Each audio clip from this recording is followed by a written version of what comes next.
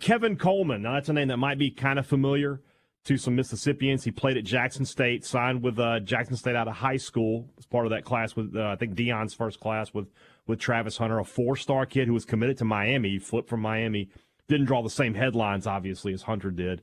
Then when Deion dipped to Colorado, he transferred to Louisville, had a relatively successful season for them last year. Big play receiver.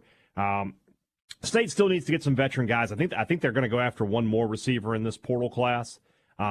It's pretty obvious from just the way that things have gone thus far in terms of recruiting that Jeff Lebby's putting a lot of his chips into the idea that they can win shootouts next year. That defensively they're going to try to get as many guys as they can, but they're going to have to be a team that outscores its opponents. And I said it, I've been saying it for the past couple of weeks. That's what Ole Miss did year one under Kiffin, right? The games they won, they outscored their opponent. They didn't have a single game where you're like, wow, defense really stepped up in that one in year one.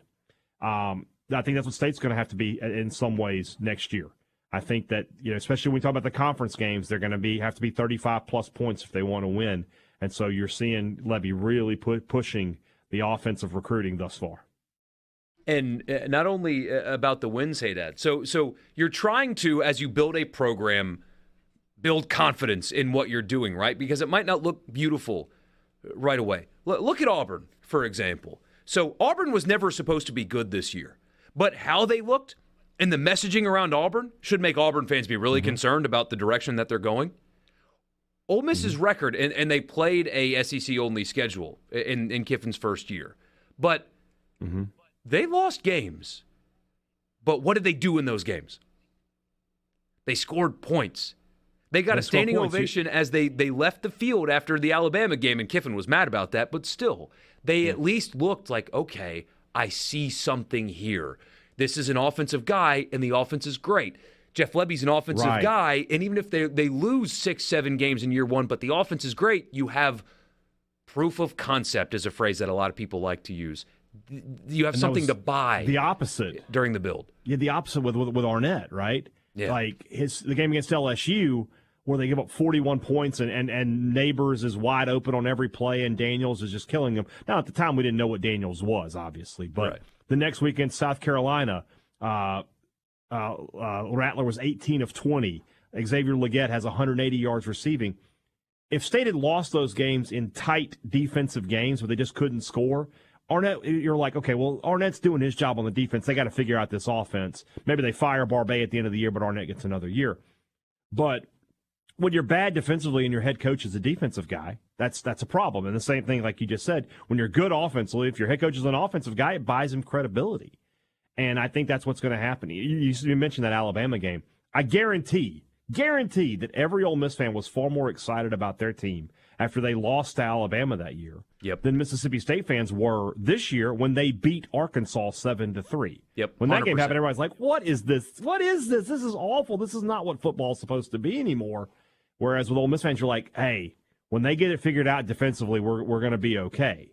And you couldn't say that with Mississippi State. So Lebby is an offensive guy. I expect the offense to take – first off, it won't be difficult to take a big jump anyway because they were the worst offense in the conference a season ago. If they're 10th this year, that's a big jump.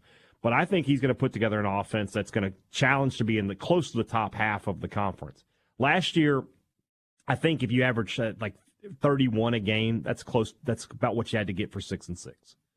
And if that's where you want to hope State. And it goes up and down, right? They'll put up 50 plus against the FCS team. I don't know about Toledo. Toledo's a good team this year, but I don't know what they're going to bring to Starkville next year. But you hope you can put up 40 plus in that game.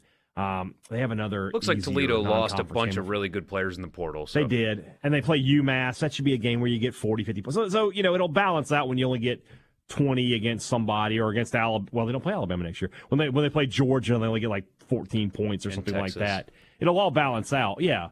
But if you're around 30 points per game, you're going to have an opportunity to be a 6-6 team and get to a bowl game in year one. Yeah, and Dan says sounds like Big 12 football, no defense. But here's the thing. So I'm not saying, in one, they're not ignoring defense either, because we'll get to the second guy that they added here in a second. I've got some good news for you, Dan, if you're a State fan.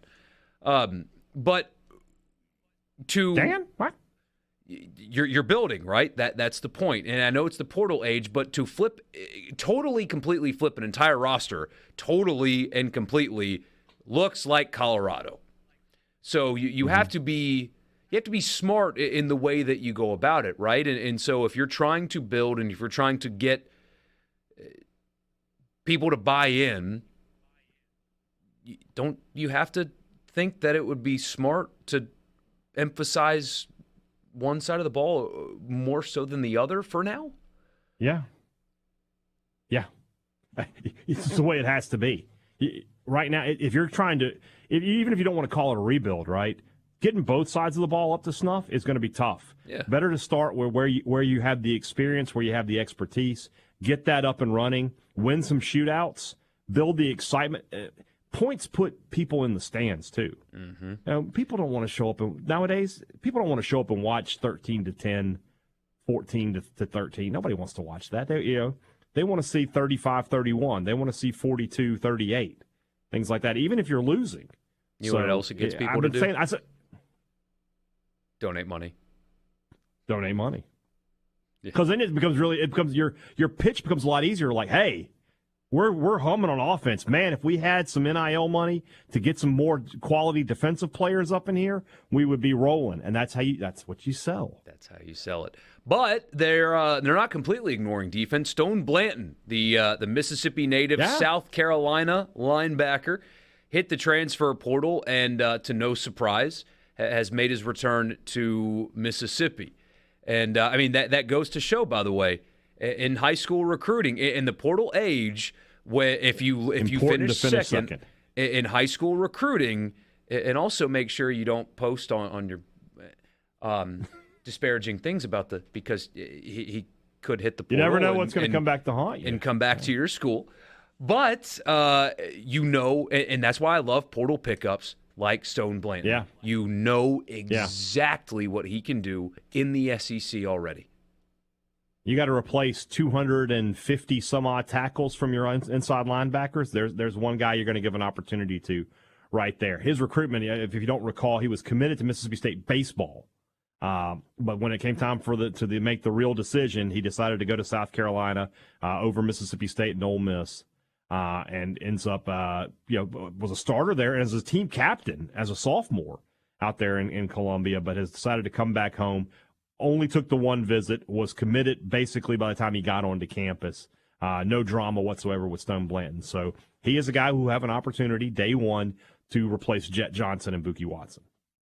Yeah. So excited to – I mean, you knew the second he hit the portal that Mississippi State was going to be probably where he was going to end up. I mean, like you don't even have to have like inside information to think, okay, Mississippi State lost those linebackers. They need linebackers badly. This kid's from Mississippi. 1 + 1 = 2.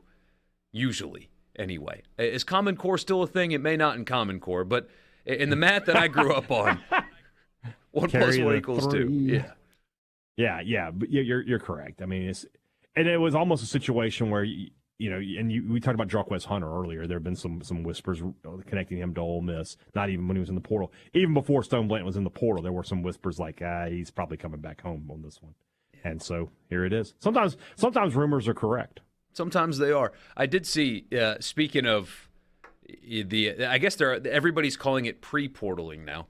I did see is that like pre-prom? Yeah. What's going on here? I saw a college football Twitter account, bunch of followers, like 60,000 followers, say that the Judkins deal reeks of tampering and do something NCAA. And I wanted to send that guy a message and say, hey, buddy,